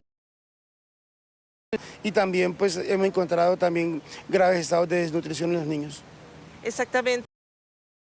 En estos casos, una vez vemos también mujeres embarazadas que vienen a hacerse sus ecos Doppler, ¿pueden hacerlo acá? Aquí hacemos ecografía ginecostétrica y ayer con la Embajada de Colombia estamos programando para traer Bienestarina y entregarle a los niños también para que tengan este complemento nutricional. Me decía que ustedes llenaron 2 helicópteros de la Fuerza Aérea, justamente repletos de todos los equipos para pero que quedaron allá algunos insumos que se van a traer por tierra, ¿no? Así es, fueron 2 aviones Hércules C-130 que la Fuerza Aeroespacial Colombiana puso a disposición para transportar el INT hasta Venezuela, y ahorita en pocos días saldrá el camión del INT que quedaron faltando por cuestiones de peso y que no podían volar en los aviones Hércules. Muchísimas gracias, doctor, por esta labor. La gente está muy agradecida, es lo que nos están diciendo justamente, y él también debe irse en este momento, va a la zona de La Guaira, donde está la mayor devastación de estos terremotos. Gracias, Beatriz. La atención médica que en este momento se está prestando allí en la unidad Gran Colombia, gracias al Hospital Barcos San Rafael, atendiendo a quienes lo necesitan en medio del dolor que ha causado estos 2 terremotos. 7:31, pero la tragedia en Venezuela tiene múltiples caras. Mientras unos sufren la pérdida de familiares y de sus viviendas, otros arman refugios improvisados esperando una ayuda que les permita volver a sus casas afectadas por estos terremotos. Saúl Noriega, usted ha conocido esas historias. Cuéntenos. En un parque al centro de Caracas, unas 70 personas, 30 de ellos niños, se han instalado con pequeñas carpas desde hace 2 semanas. Tiempo en el que han esperado por ayuda que pasa por lo simple, según dicen, de una inspección de sus viviendas que resultaron afectadas por el doblete sísmico. Ir a dormir no podemos, entonces estamos aquí esperando que nos den, una solución. No podemos ver a nuestras casas, pero nos dicen que tenemos que desalojar la plaza, que los refugios están llenos. Pero imagínate, quieren que nos vayamos, pero tampoco nos dicen a dónde podemos ir. Además, hay mujeres embarazadas, adultos mayores y personas discapacitadas. Todos sufren las falencias de la comida y la higiene. La angustia de nosotros es de los niños. Sabes, de que, oye, el pan de cada día, de que aquí por lo menos en una plaza corremos un riesgo. Cuando llega un carrito, siempre sabes que llegan personas con las donaciones y bueno, gracias a Dios, siempre pidiéndole a Dios y nos ha llegado una que otra, pero hay veces que nos vemos días difíciles. Son conscientes de que no son las condiciones ni para pasar el día y mucho menos para dormir. Horrible, esto es horrible. Y más ese viento, esas lonas se alzan. Todo. Esto es horrible, pero ¿qué vamos a hacer?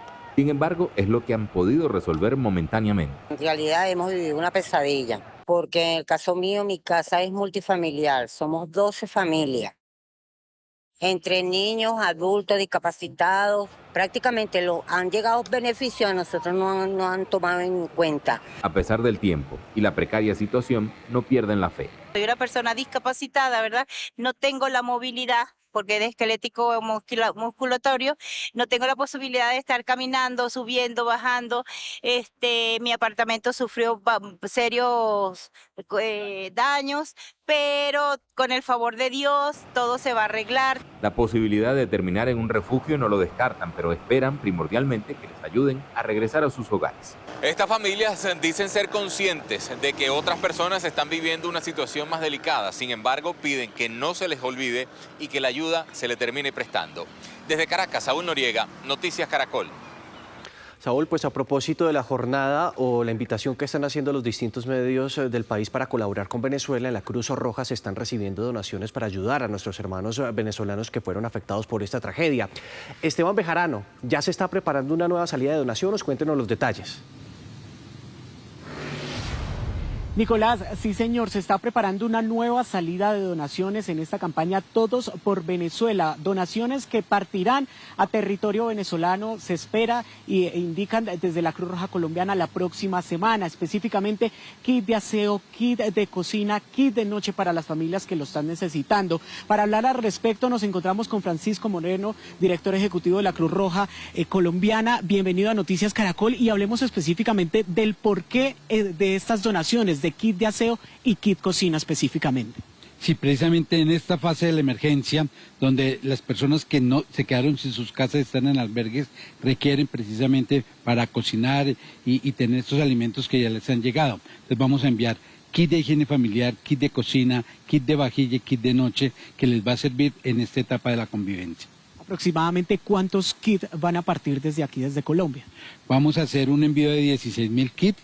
Eso se suma a las 10 toneladas que enviamos 2 semanas anteriores de asistencia humanitaria de emergencia. Director, hay un punto muy importante allí en territorio venezolano y es la salud pública. Desde la Cruz Roja Colombiana, ¿cómo van a generar prevención y atención en materia de salud para quien lo requiere allí?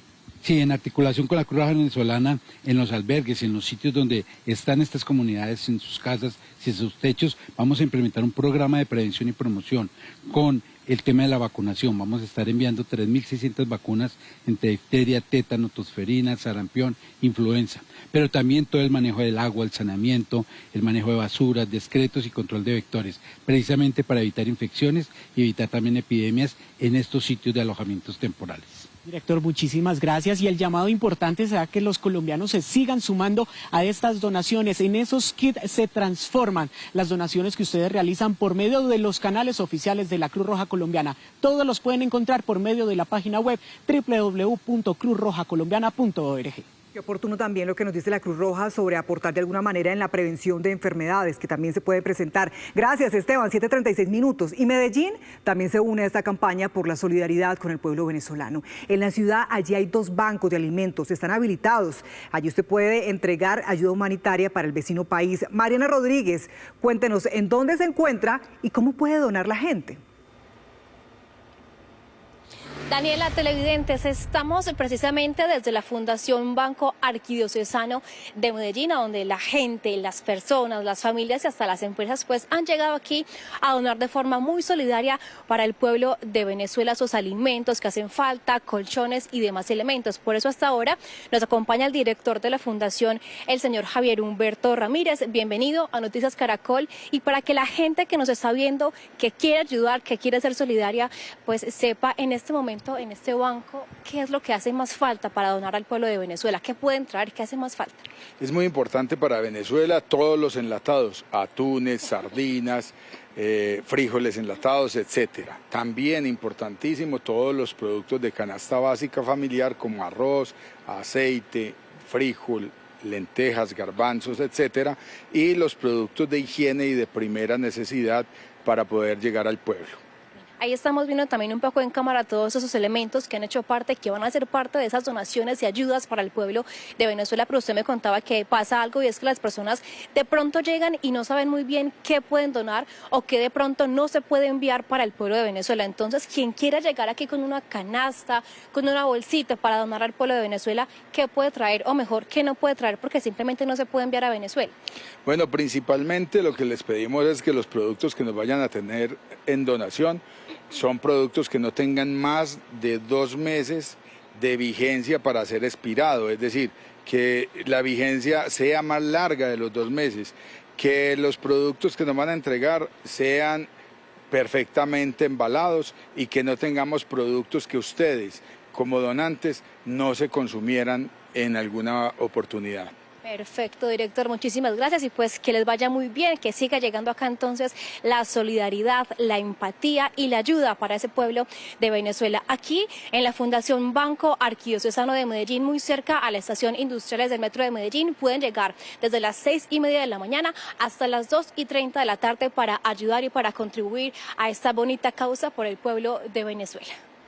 Claro, Mariana, y es que aquellas personas que todavía no sepan cómo contribuir o ayudar en esta campaña Todos por Venezuela, pues hay que señalar que tenemos 2 aliados, la Cruz Roja y el Banco de Alimentos.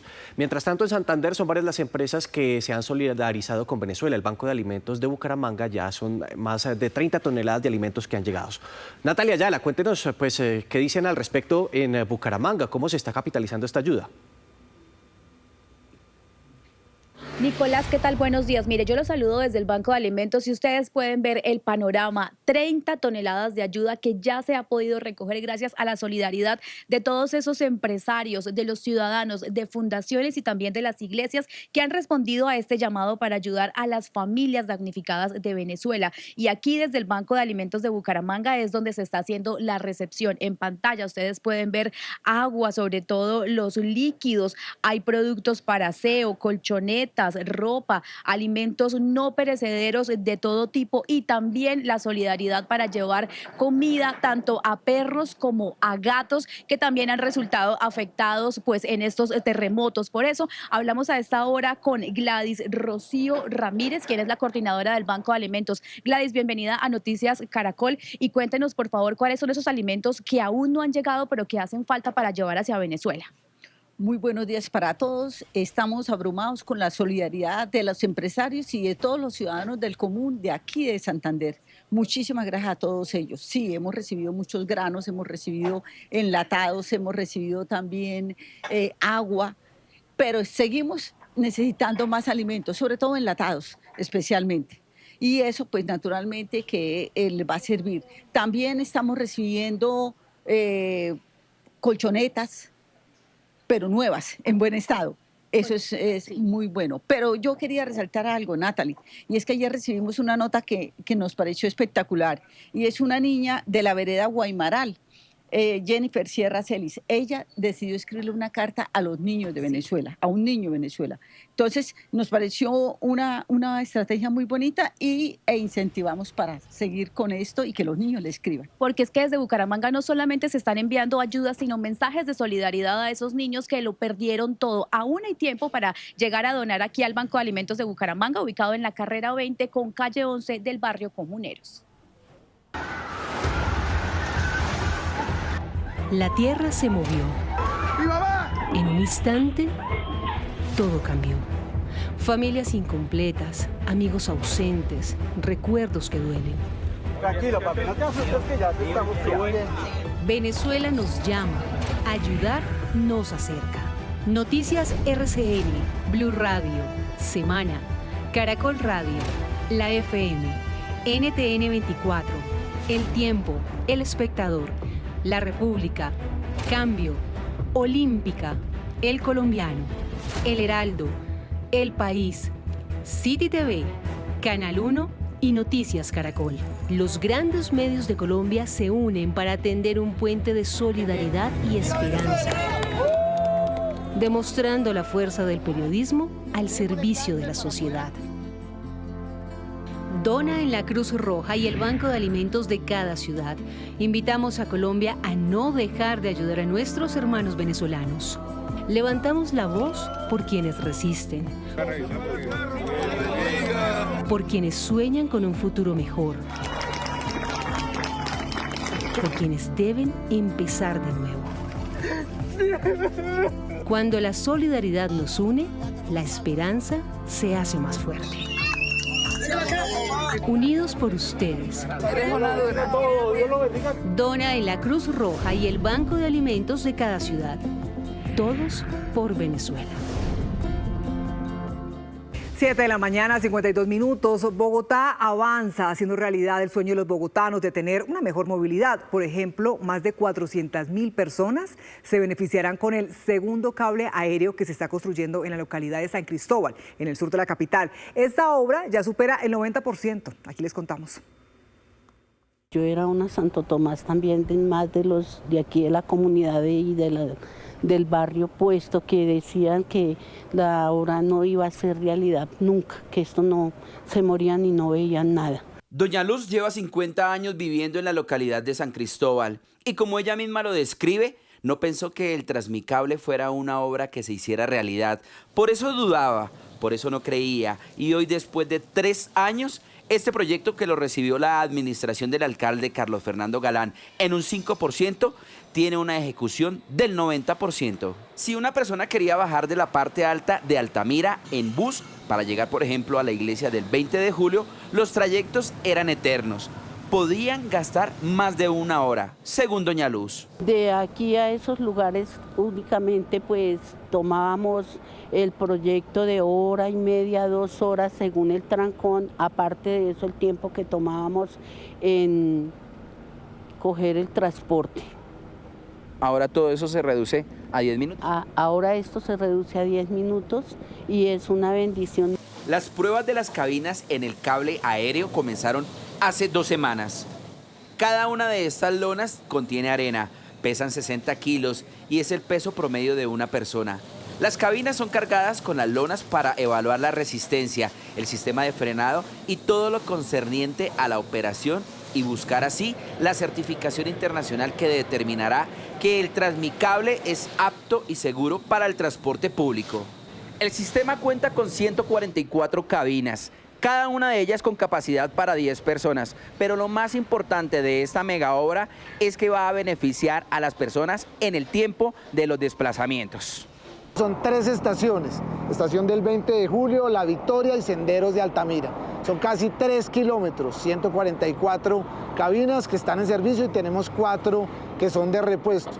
Esto es el beneficio para más de 400.000 personas del sector, son 4.000 personas hora que se van a ver beneficiadas. Diarias, casi 34.000 personas que se van a ver beneficiadas en el Transmicable de San Cristóbal. De acuerdo con el distrito, en el mes de agosto terminarán las obras y a final de este año los ciudadanos podrían empezar a utilizar el servicio de cable aéreo. Que entre diciembre y enero logremos ya terminar las estaciones y que se pueda poner en servicio. Vamos a seguir trabajando en parte de las pilonas, en espacio público, pero ya entre diciembre y enero los bogotanos podrán disfrutar de este servicio. Para complementar esta mega obra, se plantarán 104 árboles nuevos y se intervendrán 5.700 metros cuadrados de zonas verdes, un proyecto que beneficiará principalmente a los habitantes de la localidad cuarta de San Cristóbal, pero también se convertirá en un destino turístico en la capital. Ahora en Bogotá el metro también sigue generando expectativa. Los ciudadanos le siguen el pulso y evalúan a diario los avances de este proyecto. Mientras las pruebas avanzan y la obra supera el 80% de ejecución, en las calles los bogotanos esperan que la movilidad, por supuesto, mejore. Mayra Tenorio nos cuenta los avances de este proyecto. Muy buenos días para todos, un gusto saludarlos en las calles, aquí con los bogotanos, porque sin duda cuando hablamos de estos proyectos de ciudad, hablamos del pulso y la expectativa de la gente. Por ejemplo, aquí estamos en otro punto que nos muestra otra de las realidades de este proyecto, aquí del Metro de Bogotá, sobre la avenida Caracas, donde vemos la imagen de la interconexión, lo que son los buses de Transmilenio, las estaciones que se construyen y el viaducto, que es el paso por donde van a transitar estos trenes de la primera línea del metro, que es fundamental en esta etapa final, la interconexión que tendrá todo el sistema si hablamos de transporte público aquí en Bogotá. Les mostramos y contamos el panorama que se viene para la ciudad y sobre todo qué esperan los bogotanos, los ciudadanos que por años han necesitado este sistema. El paisaje urbano de Bogotá ya no es el mismo. Cada día la ciudad amanece con una nueva obra. Bogotanos que conviven a diario con cierres, desvíos y maquinaria, mientras esperan que esa transformación termine convirtiéndose en una nueva forma de moverse. En el sur de la ciudad el contraste es evidente. En Bosa y Kennedy los vecinos ya conviven con el metro. Aquí las pruebas del tren hacen parte del día a día. Recorridos para medir la velocidad, resistencia y capacidad sobre el viaducto. Hace apenas unos días, el alcalde de Bogotá, Carlos Fernando Galán, acompañó junto a expertos el recorrido de la prueba más larga realizada hasta ahora, cerca de 5 kilómetros. El metro sigue avanzando, sigue cumpliendo los hitos y garantizamos que este proyecto va a llegar a buen término. Los registros semanales dan cuenta de ese avance. En puntos como el Centro Internacional, donde el viaducto cruza la calle 26, el proyecto supera los 15.000 metros de viaducto construido, es decir, más de 15 kilómetros de recorrido para los trenes. Pero mientras la obra avanza en las calles, también se escuchan las expectativas. Han pasado años de promesas y quienes transitan por la ciudad así lo reconocen. Esperan que esta vez el resultado valga esta espera. Necesitamos organización. El metro puede servir. El Transmilenio cambió un poco el concepto del transporte, pero en mi concepto personal, el metro puede reorganizar la ciudad. Lo importante es que el alcalde se ponga las pilas. Caótica, se demoran 2 horas para llegar a Bogotá. Hay un dicho que Bogotá está a 2 horas de Bogotá, entonces la verdad es mejora mucho la calidad de vida. Esa es la expectativa de los ciudadanos. Mientras continúan las pruebas, la primera línea del metro promete movilizar hasta 72.000 pasajeros por hora y por sentido, beneficiar a habitantes de 78 barrios en 9 localidades y transportar cerca de 1.050.000 personas al día. Esos son los datos. Las obras continúan en corredores como la avenida Caracas. El avance del metro también es observado por quienes llegan a Bogotá desde otras regiones del país. Yo soy de Cali, estoy aquí por cuestiones de trabajo y realmente me da muchísima alegría poder ver a Bogotá progresando, ver esta línea del metro como está de avanzada y ver que los bogotanos van a tener una oportunidad de seguir creciendo, avanzando. Para algunos bogotanos, cada prueba del tren ya es una señal de que el proyecto avanza. Desde sus casas, balcones o terrazas, el paso del metro comienza a convertirse en una imagen cotidiana y también en una ilusión. Eficiencia, que haya más fluido de transporte y lleguemos más rápido a los destinos que tenemos que llegar. ¿Espera que todo cambie? Total, claro que sí. El reto ahora es asegurar que todo el sistema funcione como un solo engranaje. En esta etapa, cada metro construido es clave para cumplir el cronograma. Se trata de la promesa de que después de décadas entre en operación este sistema en marzo de 2028. 8 de la mañana. Cambiamos de tema para contarles que el 16 de julio es la fecha límite para aprovechar la oportunidad de traslado del régimen pensional. Por eso tenga en cuenta que Colpensiones va a realizar una jornada extraordinaria de atención este fin de semana. ¿Cuántas sedes y en qué horarios estarán habilitadas? Luisa Polo nos cuenta. Buenos días. Más o menos 2 semanas llevan reportando algunos usuarios de Colpensiones fallas en la página web de esta entidad. Pues bien, Colpensiones anunció que tendrá un horario extendido este próximo fin de semana de atención en los 81 puntos físicos a nivel nacional. Ese horario de atención será el sábado 11 de julio y el 12 de julio entre las 9 de la mañana y las 4 de la tarde, donde los usuarios podrán realizar cualquier consulta o trámite, pero especialmente aquellos usuarios o trabajadores que están a puertas de pensionarse y quieren trasladarse de un régimen al otro. Recordemos que tienen plazo hasta el próximo 16 de julio para hacer este trámite. A través de un comunicado, Colpensiones informó que han venido haciendo una actualización tecnológica y que se está presentando con normalidad o prestando con normalidad la mayoría de sus servicios y que están revisando casos puntuales donde se estén presentando algunas fallas. 8 de la mañana, 52 minutos. En otras noticias, seguimos hablando de ayudas para nuestros hermanos venezolanos. Los bancos de alimentos del país mantienen activas las jornadas de recolección de donaciones para quienes lo perdieron todo en los terremotos. Héctor Rojas, cuéntenos qué se puede donar y háblenos del proceso. Pues mire, si ustedes quieren donar, pueden venir aquí al Banco de Alimentos, calle 19 a 3250. Esto queda en el barrio Cundinamarca. Pero ¿qué pueden donar? ¿Qué pueden traer? Vamos a preguntarle justamente al padre Daniel Saldarriaga, quien es el director del Banco de Alimentos. Padre, ¿qué puede traer la gente? ¿Qué necesitan allá en Venezuela? Donar es muy sencillo. La gente en Venezuela necesita muchas cosas, sobre todo alimentos no perecederos, alimentos como los enlatados, productos que pueden ser básicos en la canasta familiar, productos no perecederos. Lo mejor para nosotros es cuando nos consignan. Ayer más de 700 personas consignaron y esto nos va a permitir comprar productos para poderlos embalar de manera muy adecuada y hacerlos llegar allá hasta Venezuela.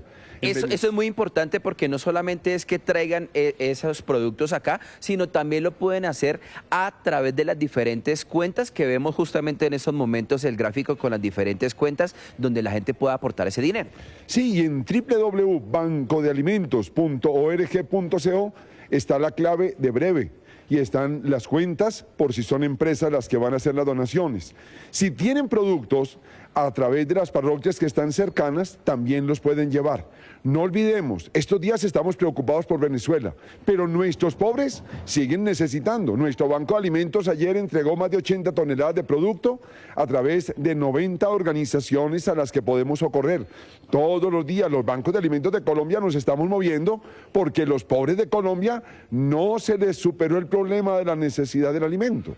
Padre, muchísimas gracias. Mire, recuerde que si ustedes quieren donar, pues pueden venir aquí al Banco de Alimentos ubicado en el barrio Cundinamarca, pero también en alguna de las cuentas que aparecen en pantalla. Recuerden que cada una de estas donaciones es por los hermanos en Venezuela que hoy más que nunca nos necesitan. Vamos todos por Venezuela. Gracias, Héctor. Y presta atención a la siguiente historia. Casi siempre una ciudad se transforma cuando se construye un puente o una carretera. Otras veces cuando se decide darle una segunda oportunidad a quienes más lo necesitan. Esta es una historia que habla sobre eso. Dispongan de su corazón para ver esta invitación que nos hace Alejandra Giraldo desde Medellín.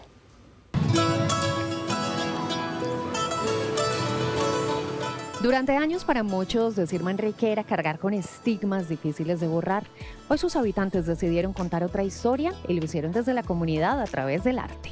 Tú llevas una hoja de vida y dices que sos de la comuna 3, inmediatamente te descartan. Entonces este macromural dio la posibilidad a las personas que emprendieran, que tuvieran sus propios negocios para poder salir adelante.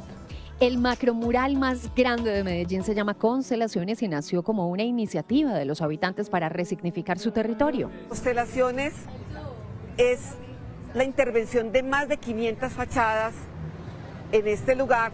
Van a encontrar todo lo que es arte urbano con intervenciones a su interior de más de 30 murales.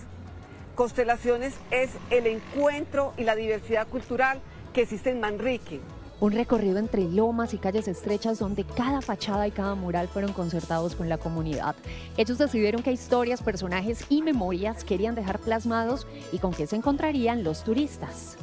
Va a encontrar el museo de la primera planta generadora de energía que tiene más de 104 años en Medellín. También vamos a encontrar las historias en 30 murales a nivel interno que van a contar qué es lo más importante que tiene la comunidad para ofrecer. A nivel gastronómico, por ejemplo, el restaurante Chocó con Amor, donde van a comerse las más deliciosas carimañolas de la ciudad, o van a encontrar una deliciosa mazamorra en el Escarabajo Azul. El Ojo de Dios también, un mirador precioso en la parte más alta. También pueden venir a jugar, así como niños, con el trompo, con la pirinola. Mucha gente de Alemania, de Francia, de Estados Unidos quieren venir a escuchar qué es el Manrique hoy, el Manrique que han visto en series o que han leído a través de la prensa. ¿Cuál es ese Manrique nuevo que nos está mostrando otra cara? Una cara que se narra a través de las paredes. Para mí este mural es el que más impacta porque fue el que tiene el significado de mi transformación y me dieron la oportunidad de trabajar como auxiliar logístico y de hago Javier pintó todo el fondo de este mural. Fue su primer trabajo en la vida. Debido a una discapacidad durante años sintió que las oportunidades nunca llegaron. En Constelaciones por primera vez encontró un lugar para sentirse útil dentro de su comunidad. Hoy hace parte de este proyecto de turismo comunitario y ese turismo ya impulsa pequeños negocios que hoy encuentran en los visitantes una oportunidad para crecer. Yo tenía un sueño desde muy niña de cuando fuera grande ganarme la lotería. Ay, no, qué pena. Ganarme la lotería y que lo primero que iba a hacer con esa plata era montarme un restaurante. Entonces yo tengo mucho que agradecerle, en lo personal tengo mucho que agradecerle al proyecto de Constelaciones. Hoy Constelaciones no solo cambió el paisaje de este barrio, cambió la manera en que sus propios habitantes cuentan su historia y se la cuentan al mundo. Ay, yo sí sueño con eso. ¿Para qué? Pero ese es mi sueño. Ver este mirador llenecito de turista.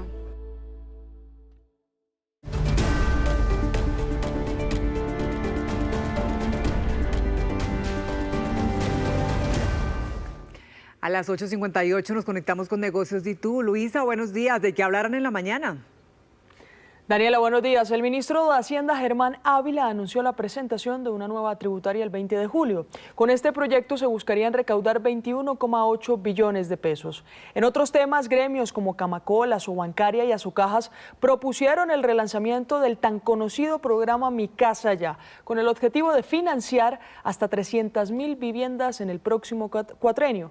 Y en nuestra movida empresarial, Pay Asset Management anunció la suscripción de un acuerdo para la adquisición del portafolio inmobiliario de Terranum, una operación que representaría uno de los movimientos más relevantes del mercado inmobiliario colombiano en los últimos años. Esto y más en segundos en Negocios DITU.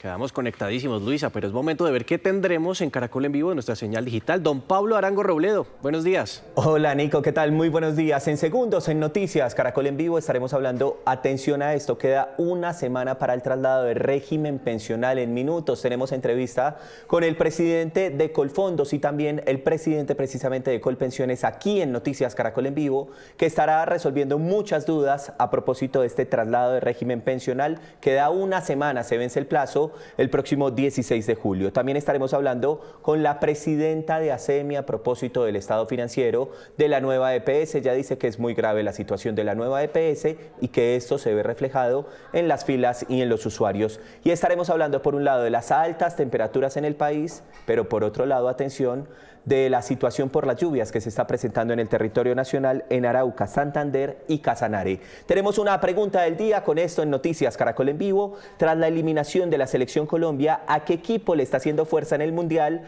Los leemos en @Noticias Caracol y los esperamos en Noticias Caracol en Vivo. Regreso con Daniela y con Nicolás. Gracias, Pablo. Yo respondo por Nicolás. ¿Le está haciendo fuerza a Francia?